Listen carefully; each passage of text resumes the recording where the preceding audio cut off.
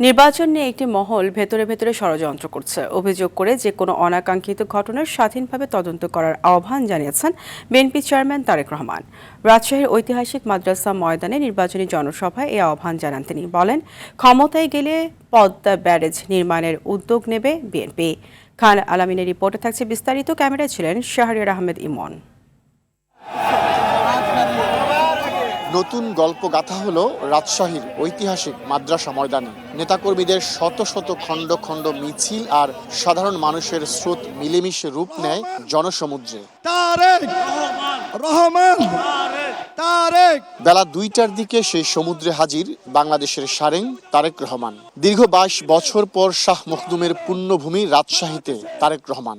রাজশাহী, নাটোর ও চাঁপাইনবাবগঞ্জের এ নির্বাচনী সমাবেশ তাই স্মরণীয় করে রাখতে লাখো জনতার স্রোত ছাড়িয়ে যায় মাদ্রাসা মাঠের আশপাশের সব পথ।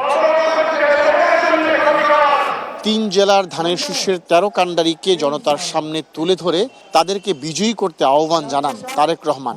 এনাদের প্রত্যেকের হাতে আমি ধানের শীষ তুলে দিয়ে গেলাম। বলেন, একটি মহল আগামী নির্বাচনকে ভেতর থেকে বাধাগ্রস্ত করার ষড়যন্ত্র করছে। নিশিরাতের নির্বাচন দেখেছি, আমি নির্বাচন দেখেছি, গায়েবী নির্বাচন দেখেছি।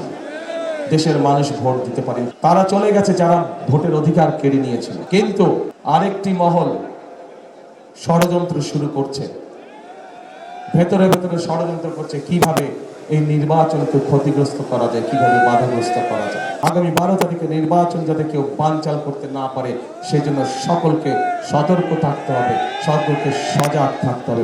গণতন্ত্রের ঝান্ডাকে উপরে তুলে ধরতে কারো সমালোচনা নয় মন্তব্য করে তিনি বলেন, নির্বাচনকে ঘিরে কোনো অনাকাঙ্ক্ষিত ঘটনা ঘটলে সরকারকে স্বাধীন তদন্ত করে ব্যবস্থা নিতে হবে। কোথাও যদি কোনো অনাকাঙ্ক্ষিত কোনো ঘটনা ঘটে থাকে, অন্তর্বর্তীকালীন সরকার আছে, তাদেরকে বলবো সঠিক সুষ্ঠু তদন্ত করুন।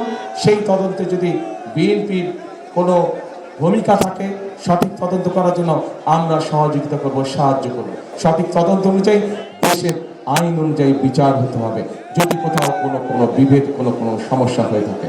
বিএনপি ক্ষমতায় গেলে পদ্মা ব্যারেজ নির্মাণের উদ্যোগ নেওয়ার কথা জানান তারেক রহমান। পদ্মা ব্যারেজ যদি ইনশাল্লাহ আমরা তৈরি করতে পারি, এলাকার মানুষের পুরা এই এলাকার মানুষের উপকার হবে। রাজশাহী সহ নাটোর, চাঁপাইনবাবগঞ্জ সবাই ইনশাল্লাহ আমরা পদ্মা ব্যারাজের কাজে হাত দিব। ১০,০০০ টাকা পর্যন্ত কৃষি ঋণ সুদসহ মওকুফ করার ঘোষণা দেন তারেক রহমান। হ্যামিলনের বাসিওলার মতো যেদিকেই যাচ্ছেন তারেক রহমান, সেদিকেই ছুটছে মানুষ। সিলেট, চট্টগ্রাম, ময়মনসিংহের চেয়েও রাজশাহীর মাটিতে তার সুর বেজেছে আরো মধুর। জাতীয় সংসদ সদস্য যিনি বক্তব্য জুড়ে দেশ গড়ার পরিকল্পনা যেমন ফুটে উঠেছে, তেমনি স্বাধীনতা ও সার্বভৌমত্ব রক্ষায় দেখিয়েছেন রাজশাহীর মাদ্রাসা ময়দান থেকে খান আলামিন, RTV।